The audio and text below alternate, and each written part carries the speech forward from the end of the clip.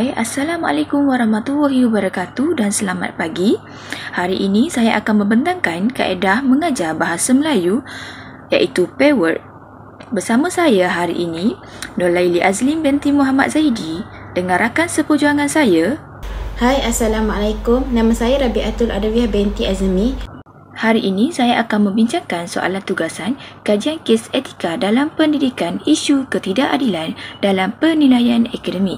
Pergi kepada pengenalan.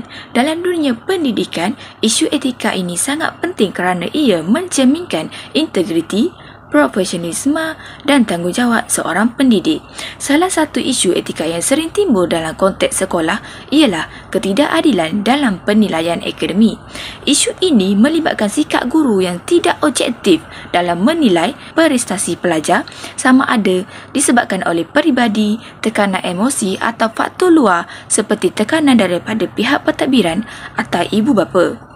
Seterusnya, kita pergi kepada kajian kes. Kajian kes ini berdasarkan satu situasi sebenar yang dilaporkan dalam artikel Teachers Ethical Dilemmas in Assessment oleh Campbell 2019, di mana seorang guru sekolah menengah dihadapkan dengan dilema untuk menaikkan markah kepada pelajar yang gagal demi menjaga imej sekolah. Seterusnya, kita pergi kepada isu etika dan nilai keguruan. Pertama, isu etika ini sangat penting kerana ia berkait rapat dengan nilai keguruan seperti keadilan, kejujuran, bertanggungjawab dan integriti.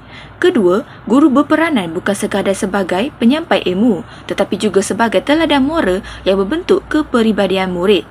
Yang ketiga, nilai keadilan perlu menjadi tunjang kepada semua tindakan guru sejajar dengan Kod Etika Profesion Keguruan Malaysia, Kementerian Pendidikan Malaysia 2020. Seterusnya, cadangan pendekatan yang menggambarkan etika positif. Untuk menangani isu ini, guru perlu mengamalkan beberapa pendekatan beretika yang menggambarkan nilai keguruan positif. Pendekatan pertama ialah mengamalkan penilaian autentik dan telus. Pendekatan yang kedua ialah menggunakan rubrik penilaian yang jelas dan disahkan secara profesional. Dan pendekatan yang ketiga ialah menjalankan moderasi penilaian. Seterusnya, justifikasi pendekatan yang dicadangkan. Pendekatan yang dicadangkan untuk menangani isu etika dalam pendidikan perlu disokong dengan justifikasi yang kukuh. Contohnya, dalam isu ketidakadilan dalam penilaian pelajar, pendekatan seperti penilaian autentik, penggunaan rubrik, penilaian yang telus dan juga moderasi markah. Justifikasi pula, pendekatan ini berpaksikan kepada etika deontologi yang menegaskan bahawa setiap tindakan pendidik harus berpandukan prinsip moral yang betul. Implikasi dan hasil. Penerapan pendekatan etika yang dicadangkan akan memberi pelbagai implikasi positif terhadap pelajar, guru dan keseluruhan sistem pendidikan. Dari sudut guru, pendekatan ini memperkukuh profesionalisme dan reputasi mereka sebagai pendidik yang beretika. Guru akan lebih berhati-hati dalam membuat keputusan, sentiasa merefleksi tindakan mereka serta menilai diri berdasarkan prinsip moral dan standard etika profesion. Ini menjadikan guru lebih berwibawa, dipercayai dan disegani oleh pelajar serta masyarakat.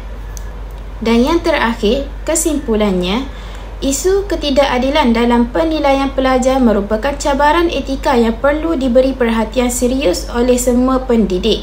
Guru perlu memainkan peranan penting dalam memastikan proses penilaian dijalankan secara adil, telus dan berlandaskan prinsip moral.